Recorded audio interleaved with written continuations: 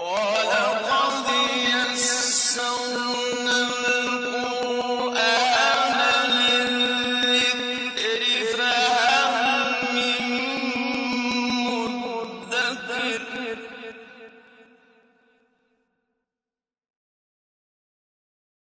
باللہ من الشیطان الرجیم بسم اللہ الرحمن الرحیم الحمدللہ رب العالمین والصلاة والسلام علی اشرف الانبیاء والمرسلین خاتم النبیین رحمۃ للعالمین ابی القاسم محمد و اہل بیتہ الطیبین الطاہرین المعصومین المظلومین الذین اذھب اللہ عنہم الرجس وطہرہم تطہیرا اما بعد فقد قال اللہ سبحانہ وتعالی فی محکم کتابہ الحکیم بسم اللہ الرحمن الرحیم تبارک الذی نزل الفرقان علی عبدہ لیکون للعالمین نذیرا۔ عزیزان گرامی، معزز سامعین، ہماری مسلسل گفتگو علوم قرآن کے موضوع پر آپ سماعت فرما رہے ہیں، اور ہماری گفتگو میں جو سلسلہ تحریف قرآن کے عنوان سے شروع ہوا تھا، اس میں ہم آج دوسری تقریر کر رہے ہیں، اور جہاں تک گفتگو ہماری پہنچی تھی اس کا مختصر سا خلاصہ ہم آپ کے سامنے رکھ دیں، اور اس کے بعد ہم انشاءاللہ آج گفتگو کو تحریف سے آگے بڑھا کے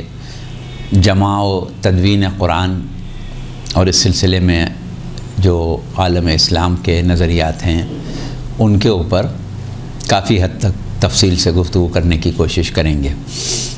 اور دوسری چیز یہ ہے کہ وہ ہماری گزشتہ تقاریر جو آپ نے سماعت فرمائیں تفسیر قرآن کے موضوع پر، وہ اور ان تقاریر میں ربط صرف اتنا ہی ہے کہ ان کا تعلق بھی علوم قرآن سے ہے اور ان کا تعلق بھی علوم قرآن سے۔ تو بہرحال جو گزشتہ ہماری اس سلسلے کی تقریر تھی اس میں ہم نے یہ بتایا تھا کہ تحریف کے معنی کیا ہیں اور تحریف کی اقسام کتنی ہیں۔ اس میں ہم نے 5 اقسام پر بات کر لی تھی، اور ایک چھٹی قسم جس کا تذکرہ کیا تھا تحریف ترتیب کے نام سے، وہ رہ گئی تھی۔ اب اس میں صورت یہ ہے کہ ایک چیز ہوتی ہے تحریف کلمات، ایک چیز ہوتی ہے تحریف حرکات، ایک چیز ہوتی ہے تحریف نقص، ایک تحریف اضافہ، ایک تحریف معنی اور ایک تحریف ترتیب۔ تو باقی 5 پر ہماری کافی حد تک گفتگو بھی ہو چکی، اور ہم نے کتابوں کے حوالے بھی دیے، اور یہ بھی ثابت کیا کہ یہ تمام جو امور ہیں تحریف کے، اس میں جس چیز پر سب کا اتفاق ہے وہ تحریف معنی ہے۔ تحریف معنی تو یقیناً ہوئی ہے، اور جیسا کہ آپ نے ہماری تقریروں میں سماعت فرمایا کہ جب تفسیر قرآن تطبیق قرآن بن کے رہ گئی تو وہ سوائے تحریف کے یعنی تحریف معنی کے اور کچھ بھی نہیں تھا، اس سے تو کوئی انکار نہیں کر سکتا۔ تحریف حرکات کے بارے میں بھی ہم نے یہ کہا تھا کہ اس کو ضروری نہیں ہے کہ تحریف مانا جائے، بلکہ یہ ایک تلفظ کے اور قاریوں کی قرأت کے اختلافات ہیں۔ اس کے بعد جس چیز کے اوپر ہم نے بہت تفصیلی بات کی تھی وہ تحریف نقص تھا، اور ہم نے یہ بتایا کہ تحریف نقص کے بارے میں عامت المسلمین کے پاس بہت زیادہ تفصیلی گفتگو ہے اور بہت زیادہ اس پر زور دیا گیا ہے۔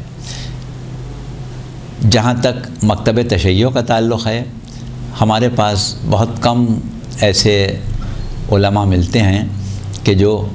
تحریف نقص کے قائل رہے ہوں،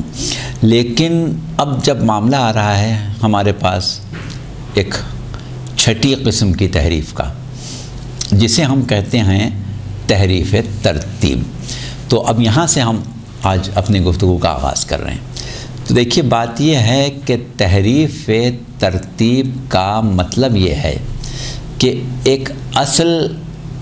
دستاویز، ایک اصل کتاب، ایک اصل تحریر ایک ترتیب کے ساتھ کبھی تھی بنیادی طور پر، بعد میں اس کی ترتیب بدل دی گئی، مواد وہی رہا، الفاظ وہی رہے،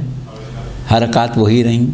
لیکن جس ترتیب میں وہ ابتدا میں تھا وہ ترتیب باقی نہیں رہی،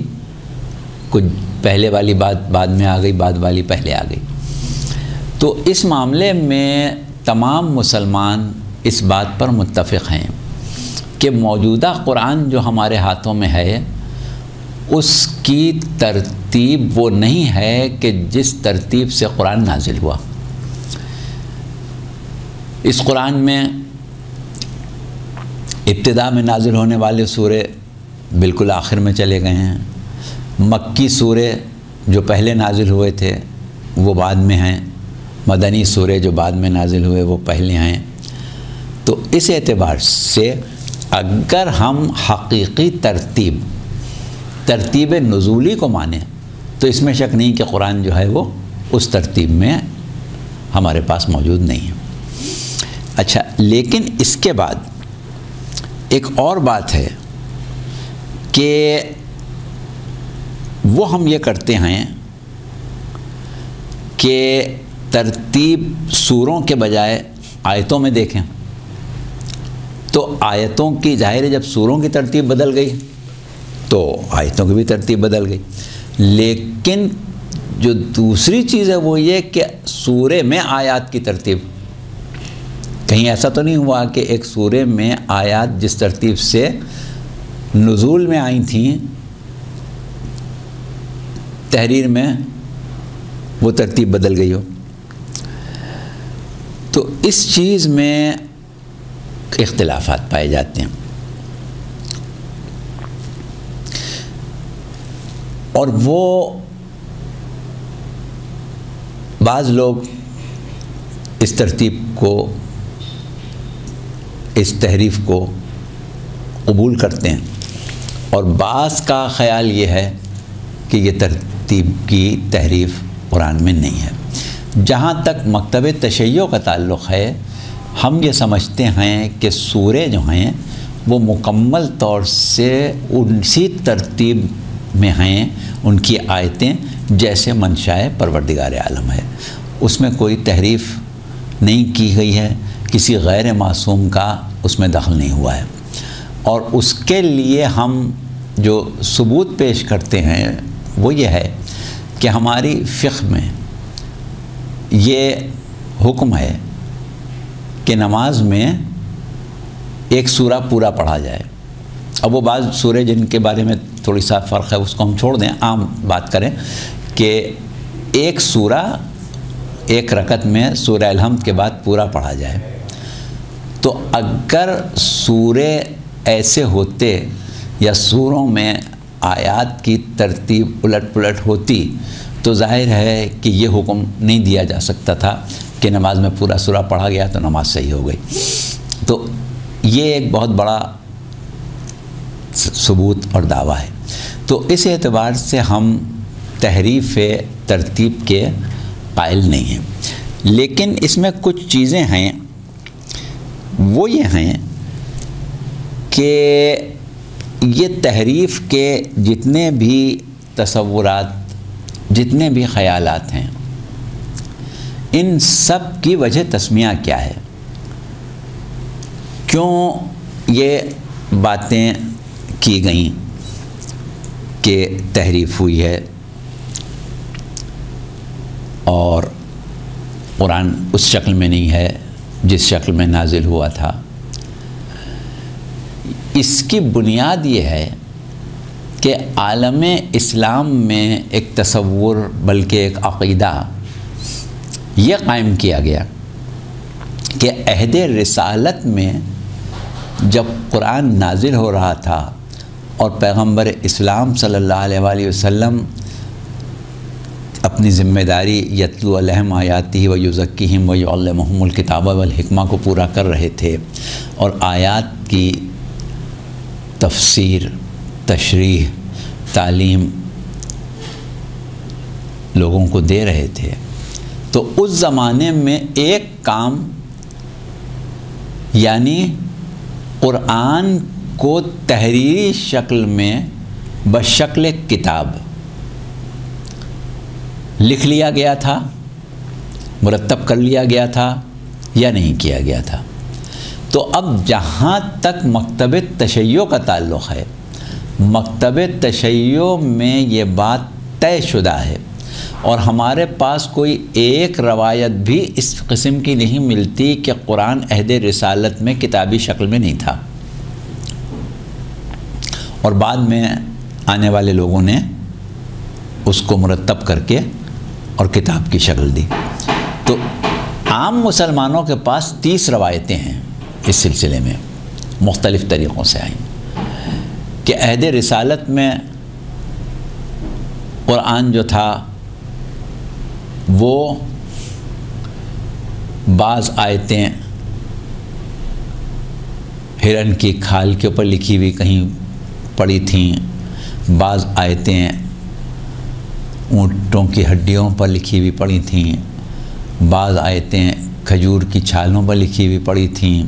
اور بعض آیتیں لکھی ہی نہیں گئی تھیں، صرف حافظوں کے سینوں میں محفوظ تھیں۔ تو اس طریقے سے قرآن جو تھا وہ کتابی شکل میں موجود نہیں تھا۔ یہ عام مسلمانوں کا ایک عقیدہ ہے، جبکہ شیعہ مکتب میں ایسی کوئی چیز نہیں ہے، کوئی ایک روایت بھی نہیں ملتی کہ عہد رسالت میں قرآن موجود نہیں تھا۔ اور پھر اس کے بعد ہمارے پاس جو شواہد ملتے ہیں وہ کیا ہیں کہ پیغمبر اسلام فرما رہے ہیں کہ انی تارک فیکم الثقلین کتاب اللہ و عطرتی، کہ میں تمہارے درمیان 2 چیزیں چھوڑ کے جا رہا ہوں، ایک اللہ کی کتاب اور ایک عطرت۔ اب اگر وہ کتاب موجود ہی نہیں تھی بلکہ اس طرح منتشر تھی کہ اس کا کوئی ریکارڈ بھی نہیں تھا، کسی کے علم میں بھی نہیں تھا کہ کون سی آیت کہاں ہے، کون سی آیت کس قاری کو یاد ہے، کون سی آیت اونٹ کی ہڈی پر لکھی ہوئی کہاں پڑی ہے، تو ایسی صورت میں یہ لفظ استعمال کرنا، یہ جملہ استعمال کرنا، یا بار بار قرآن خود کہہ رہا ہے کہ اگر تم اس قرآن کو کلام الہی نہیں سمجھتے تو اس کا جواب لے آؤ، 1 سورے کا جواب لے آؤ، 10 سوروں کا جواب لے آؤ، 10 آیتوں کا جواب لے آؤ، وغیرہ وغیرہ، یا پورے قرآن کا جواب لے آؤ۔ تو جب کتاب کی شکل میں ان کے سامنے ہوگی نہیں تو ان سے یہ کیسے کہا جائے گا کہ بھئی اس کا جواب لے آؤ۔ اسی طریقے سے ہمارے پاس تاریخ میں ایک چیز ملتی ہے کہ پیغمبر اسلام کی وفات کے وقت جب آپ نے قرطاس و قلم طلب کیا تھا تو ایک نعرہ یہ لگا تھا کہ حسبنا کتاب اللہ، ہمارے لیے اللہ کی کتاب کافی ہے۔ تو جب کتاب بشکل کتاب ہوگی جب تو کافی ہوگی نا۔ تو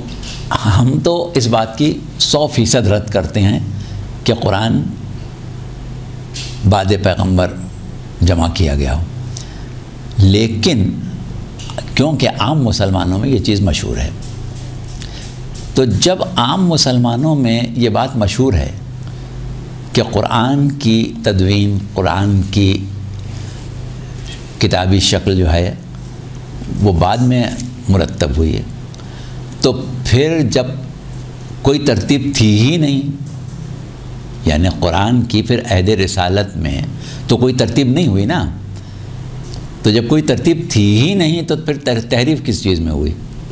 تحریف تو جب ہو جب پہلے کوئی ترتیب ہو، یعنی اہل رسالت میں ترتیب دیا جا چکا ہو اور اس کے بعد پھر اس میں تبدیلی کی گئی ہو تو ہم اس کو تحریف ترتیب کہیں گے، لیکن جب کیا ہی نہیں گیا تو جب پہلی دفعہ وہ بس وہی ترتیب ہوئی۔ تو اس اعتبار سے یہ ایک جملہ، یہ بات تحریف ترتیب کی جو ہے وہ ویسے بھی عقلاً سمجھ میں آنے والی نہیں ہے اگر ہم عامت المسلمین کے عقیدے کو دیکھیں۔ ہاں اگر شیعوں کے عقیدے کو دیکھیں کہ عہد رسالت میں قرآن ایک ترتیب میں جمع ہوا تھا اور بعد میں اس ترتیب کو بدلا، جب جمع کیا گیا تو وہ ترتیب نہیں رہی، تو پھر ہم تحریف ترتیب کی بات کر سکتے ہیں. اس کے علاوہ تحریف ترتیب کی بات کرنا جو ہے وہ ہمارے لیے ممکن نہیں ہے. تو یہ تو ہم نے ایک بنیادی بات کی تحریف ترتیب کو سمجھانے کے لیے. لیکن بات یہ ہے کہ ہمارے بعض علماء نے یہ کہا ہے کہ قرآن کی ترتیب میں بعض آیتوں کو ان کے مقام سے ہٹایا گیا، اور خاص طور سے وہ آیتیں کہ جو اہل بیت کی شان میں تھیں. لیکن مسئلہ اس میں یہ آتا ہے کہ اگر ہم اس بات کو مانیں تو پھر ہمیں یہ بھی بتانا پڑے گا کہ ان آیتوں کی صحیح جگہ کیا تھی، اور اس کا تعین ظاہر ہے کہ کوئی نہیں کر سکتا ہے. لیکن ایک مسئلہ اور ہے، وہ یہ ہے کہ عام مسلمانوں میں یہ بات مشہور ہے، جیسا کہ ابھی ہم نے کہا کہ عہد رسالت میں قرآن کتابی شکل میں وہ نہیں مان رہے ہیں، اور اس کے بعد جو روایات ملتی ہیں وہ یہ ملتی ہیں کہ خلیفہ اول کے زمانے میں جنگ یمامہ ہوئی تو اس میں بہت سے حافظین قرآن قتل ہو گئے. تو ایسی صورت میں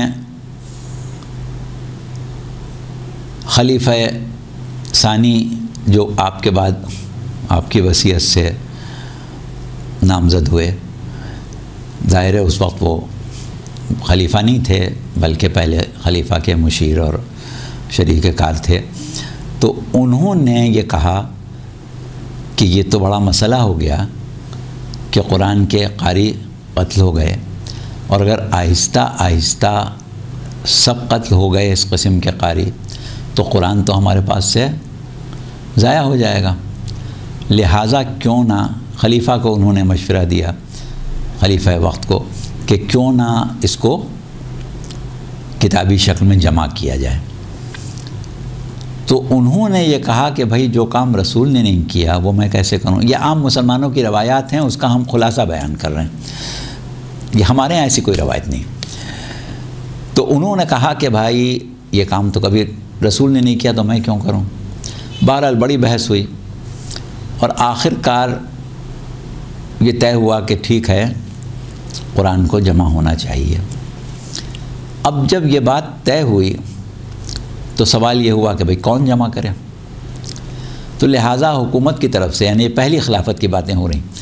حکومت کی طرف سے کمیٹی بنائی گئی،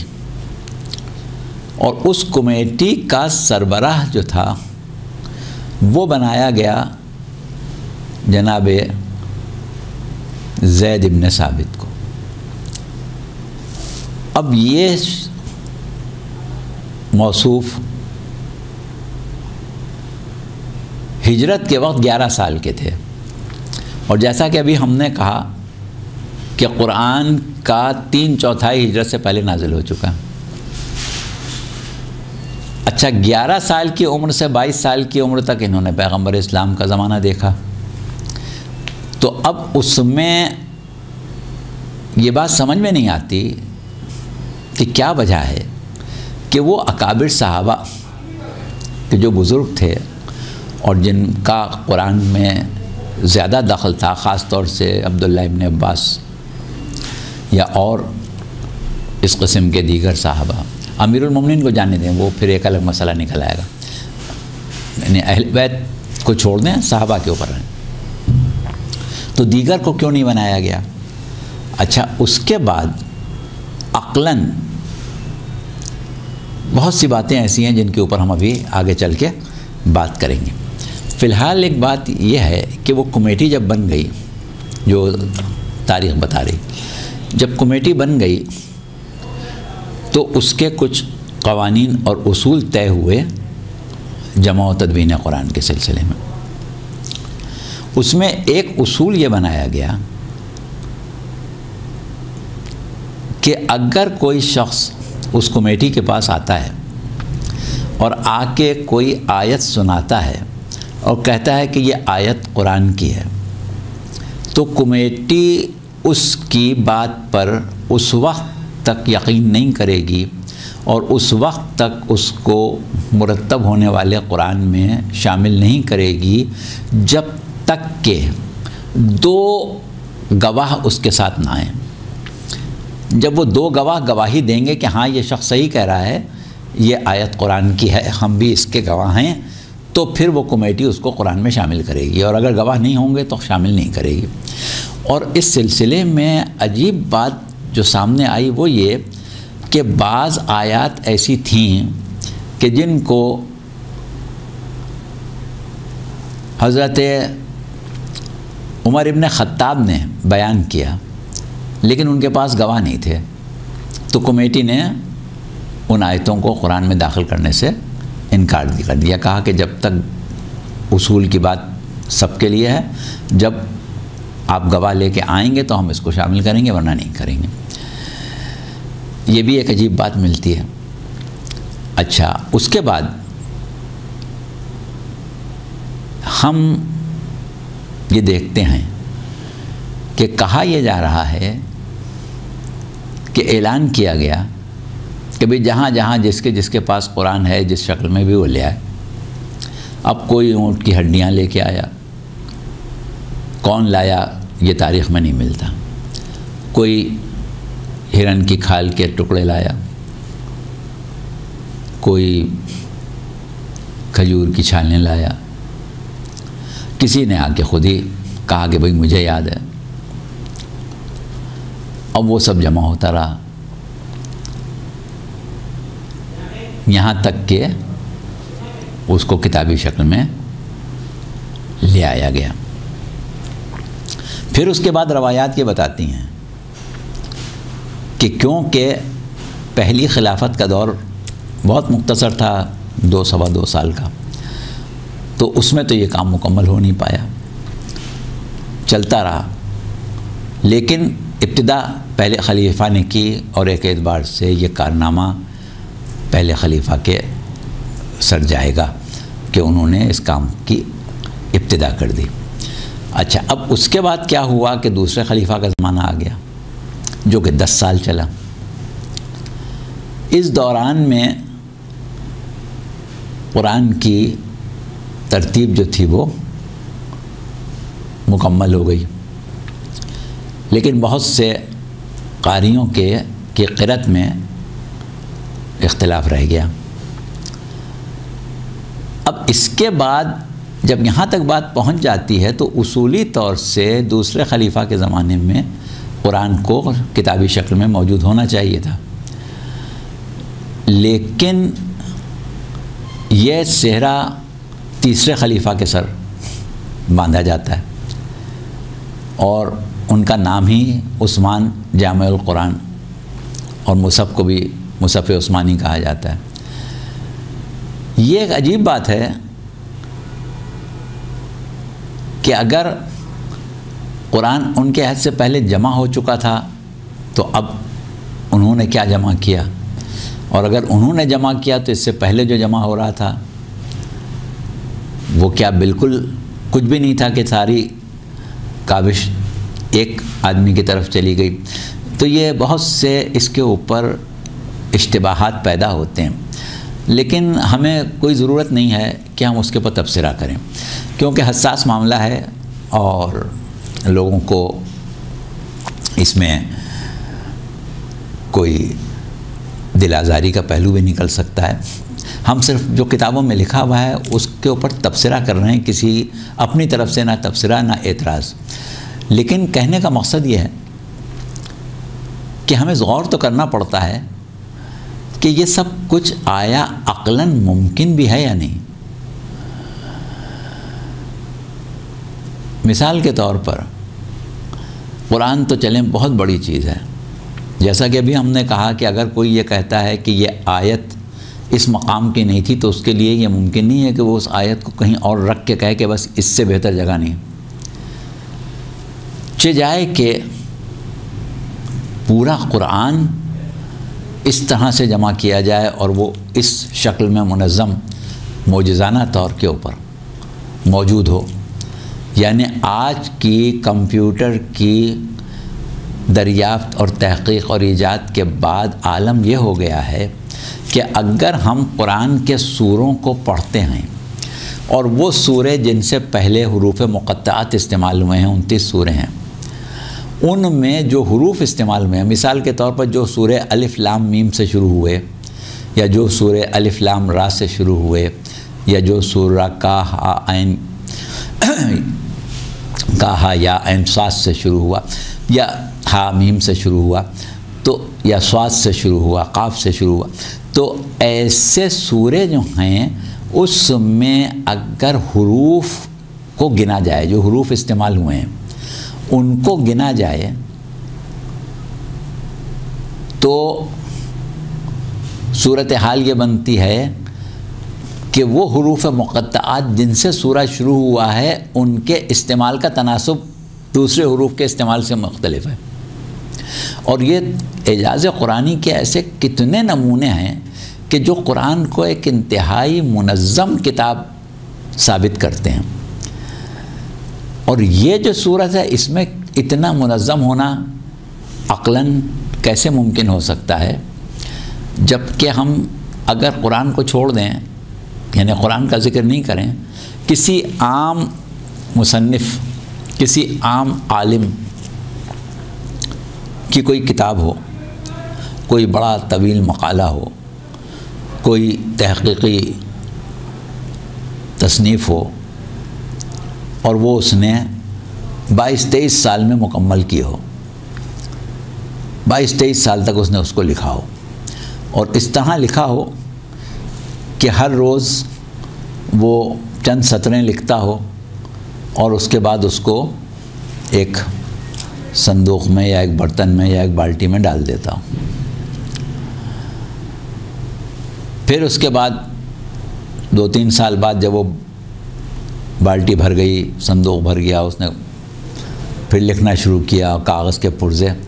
4-4 جملے، 5-5 جملے، 8-8 جملے، ایک پیراگراف لکھتا گیا اور اس کو وہ کہیں اور جمع کرتا گیا. 22-23 سال بعد جب وہ دنیا میں موجود نہیں رہا، وہ سارے پرزے، سارے ٹکڑے لا کے کسی ایسے شخص کے سامنے ڈال دیے گئے جس کے سامنے اس نے وہ نہیں لکھا تھا، یا کچھ اس کے سامنے لکھا تھا، کچھ اس کے سامنے نہیں لکھا تھا. اور اس کے بعد اس سے کہا گیا کہ اس کو ایک کتاب بنا دو، بالکل اسی طرح جیسے اس نے لکھا تھا اور جیسے اس کا منشا تھا، اور وہی مطالب، وہی مفاہیم، وہی اس کی جو روح ہے وہ باقی رہے. تو آپ خود بتائیں کہ کیا ایسا ممکن ہے؟ کوئی شخص ایسا کر سکتا ہے کہ اس ڈھیر کو، پورا ایک ڈھیر لگا ہوا ہے پرزوں کا، کاغذ کے، ان سب میں سے پرزے نکال کے ان کو مرتب کر کے پوری کتاب بنا دے؟ یعنی ایک عام مصنف کی، ایک عام محقق کی لکھی ہوئی کتاب جو ہے اس میں یہ ممکن نہیں ہے، چجائے کہ کلام الہی میں. اچھا، پھر اس کے بعد ایک عجیب بات یہاں پر، ایک عجیب پہلو اور نکل آتا ہے. وہ کیا نکلتا ہے کہ قرآن کی جتنی بھی آیات ہیں وہ سب اس لیے قرآن کی آیات ہیں کہ 2 افراد نے اس کے آیت ہونے پر گواہی دی ہے. اگر 2 افراد آیت کی گواہی دینے والے نہ ہوتے تو وہ آیت قرآن کی آیت نہیں ہوتی. اب قرآن کی آیت اس لیے ہے کہ 2 لوگوں نے گواہی دی. اور یہ عجیب اتفاق ہے کہ اگر ایسا ہے تو ہر آیت کے ساتھ 2 افراد کے نام ہونا چاہیے جنہوں نے گواہی دی. ہمیں پتہ کیسے چلے کہ کون سے وہ حضرات تھے، کون لوگ تھے جن کی گواہی سے یہ آیت بنی یا آیت میں شمار ہوئی؟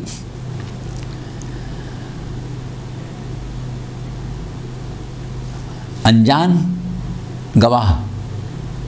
2. اب ہمارے بعض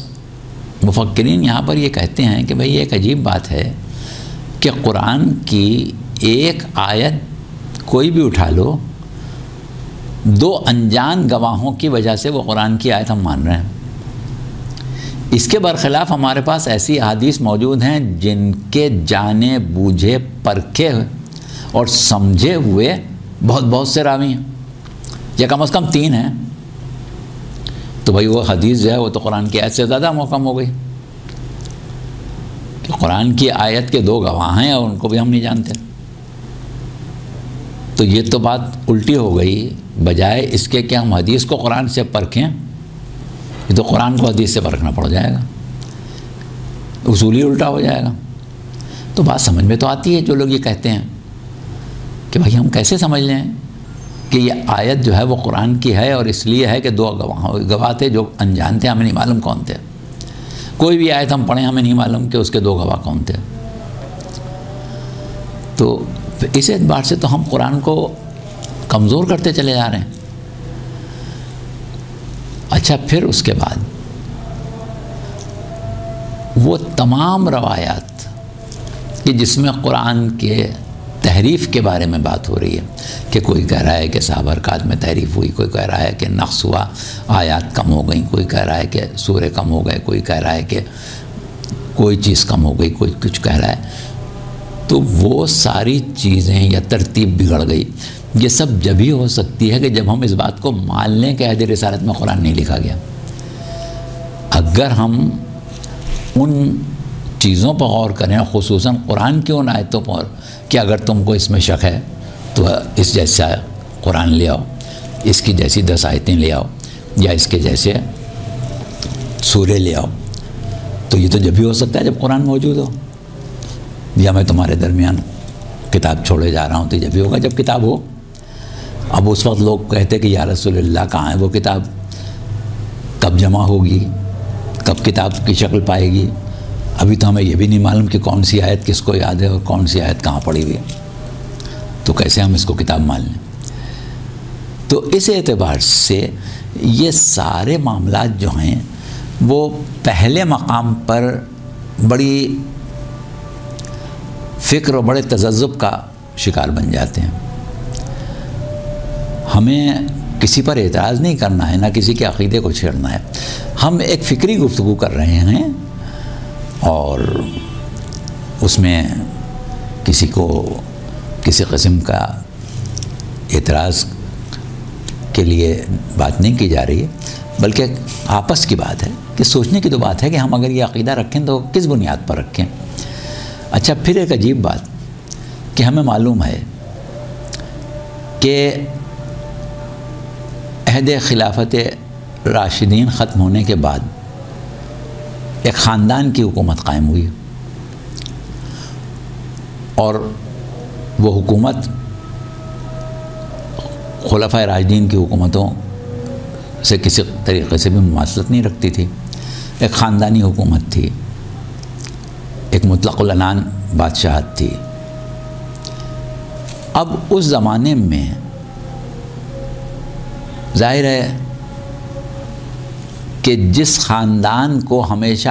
ان کا تو پروگرام نہیں تھا کہ بنو امیہ کی حکومت کبھی ختم ہوگی، اگر بنی عباس کی تحریک زور نہ پکڑتی اور بنو امیہ کو ختم کر کے دوسرا خاندان بنو عباس کی حکومت قائم نہ کرتی تو بنو امیہ ہمیشہ تک چلتے رہتے، یعنی ان کا پروگرام تو ہمیشہ حکومت کرنے کا تھا نا، کبھی خود سے تو نہیں چھوڑنا تھا انہیں۔ تو ایسا خاندان جسے تا قیامت حاکم ریاست اسلامیہ رہنا تھا، ان کے اپنے خدشات، ان کے اپنے ترجیحات، ان کی اپنی خواہشات تو لازماً ہوں گی۔ اب جب ہم ایک عام تاریخ پڑھتے ہیں اور دوسری خلافت تک یعنی 12 سال میں قرآن کو مرتب ہو جانے کی بات کر لیتے ہیں، تو پھر تیسرے خلیفہ کا جامع القرآن ہونا کہیں ایسا تو نہیں کہ حکومت ان کے خاندان کی تھی اور اس خاندان کو دیگر قبائل پر اپنی برتری ثابت کرنا تھی مختلف زاویوں سے، اور جو خاندان رسالت اپنے اعتبار سے عالم اسلام میں اپنی حیثیت رکھتا تھا اس کو مجروح بھی کرنا تھا، لہٰذا سر دربار ان پر تبرہ بھی ہوتی تھی، ان کے اوپر ظلم بھی ہوتا تھا، ان کی چاہنے والوں پر بھی ظلم ہوتا تھا، ان کے ماننے والوں پر بھی ظلم ہوتا تھا، اور ان کو زیادہ سے زیادہ بدنام کرنا حد یہ کہ بھئی جب سب و شتم کیا جائے اس سے زیادہ اور کیا بات ہو سکتی، اس حد تک کیا گیا۔ تو اس قبیلے کو جس کو ہمیشہ حکمران رہنا تھا اس کی برتری تو ثابت کرنا تھی۔ تو کہیں ایسا تو نہیں کہ وہ چیز جو پہلے 2 خلفاء کے زمانے میں ہو چکی ہے پھر وہ تیسرے خلیفہ کے زمانے میں، اور پھر وہاں پر ایک چیز احراق قرآن کا مسئلہ ملتا ہے کہ قرآن کو کہ باقی تمام قرأتوں کو جلا کے ایک قرأت پر مجتمع کیا جانا، وہ ہمارا موضوع نہیں ہے، نہ ہم اس پر بات کر رہے ہیں، لیکن یہ کہ ایسی چیزیں بھی ملتی ہیں۔ اور پھر ایک عجیب بات جو ہم نے گزشتہ تقریر میں کہی تھی وہ یہ تھی کہ پورا قرآن تیسری خلافت میں جمع ہوا۔ اب ہم ابھی یہ کہہ رہے تھے کہ اگر پہلی خلافت میں بھی ہم اس کو تسلیم کریں اور اس کمیٹی کو قبول کریں کہ جس نے کاغذ کے پرزوں سے قرآن بنا لیا، تو ابھی تو پیغمبر اسلام کی آنکھ بند ہوئے چند ماہ ہی ہوئے ہیں، لیکن یہ قرآن جس کا نزول بعثت سے شروع ہوا ہے، یعنی 12-13 سال مکے کے، 11 سال مدینے کے، تو 22-23 سال تو یہ ہو گئے۔ اس کے بعد 2 سال پہلی خلافت، 10 سال دوسری خلافت، 12 سال یہ ہو گئے، تو کتنے سال ہو گئے؟ 34 سال۔ اب اس کے بعد تیسری خلافت کا زمانہ 13 سال ہے، تو 34 میں آپ یہ سال بھی جمع کرتے جائیں تو گویا 40 سال عالم اسلام کے ہم ایسے مانیں جس میں قرآن جو تھا وہ گم تھا، صرف یہ بھی نہیں معلوم تھا کہ کہاں ہے کہاں نہیں۔ تو یہ باتیں عقل میں نہیں آتی۔ اور پھر اس کے بعد ایک عجیب قول خلیفہ ثالث کا کہ یہ قرآن بڑی محنت سے جمع کیا گیا، بہت اچھا کام کیا گیا، لیکن اس میں بھی بہت سی غلطیاں رہ گئی ہیں جس کو ان قریب عرب دور کر لیں گے۔ یہ جملہ زیب ہی نہیں دیتا خلیفہ کی زبان سے۔ تو ایسے باتیں، ایسی چیزیں ہمیں اس سلسلے میں ملتی ہیں کہ بڑا مشکل ہو جاتا ہے کہ ہم یہ عقیدہ رکھیں کہ عہد رسالت میں قرآن جمع نہیں ہوا تھا اور کتابی شکل میں نہیں تھا، بلکہ قرآن جو ہے وہ بعد میں جمع ہوا۔ تو یہ بات ہم نے ایک آپ کے سامنے صرف دعوت فکر کے طور پر کہی ہے، نہ ہم اس کی تردید کر رہے ہیں، نہ ہم اس کے ماننے والوں کے اوپر کوئی اعتراض کر رہے ہیں، اور نہ ہی ہمیں کوئی ضرورت ہے۔ ہمارا مقصد صرف یہ ہے کہ یہ وہ امور ہے کہ جس پر مسلمانوں کو سوچنا چاہیے، غور کرنا چاہیے، اور آنکھیں بند کر کے نہیں ماننا چاہیے۔ لیکن یہ کیونکہ ہمارے مسئلے میں اس کو ہم بہت زیادہ تفصیل سے نہیں بیان کر سکتے، اس لیے ہم اب اس سے آگے بڑھیں گے۔ اور آگے بڑھنے کے بعد ہمارے پاس جو مزید نکات ہیں ان کے سلسلے میں ہم آپ سے کچھ بات کریں گے، جس میں سب سے اہم چیز یہ ہے کہ اگر ہم یہ مان لیں، جیسا کہ ہم بار بار زور دے رہے ہیں کہ قرآن جو ہے وہ عہد رسالت میں جمع ہو چکا تھا اور کتابی شکل میں موجود تھا، تو پھر وہ جو شیعوں کے ہاں بعض روایات ملتی ہیں کہ جس وقت پہلے خلیفہ کی بیعت کے لیے امیر المومنین علیہ السلام کو گھر سے نکالا جا رہا تھا، تو آپ نے کہا تھا کہ میں نے یہ قسم کھائی ہے کہ جب تک قرآن کی جمع آوری کے کام کو پایہ تکمیل تک نہ پہنچا لوں، میں دوش پر ردا نہیں ڈالوں گا۔ تو پھر کیا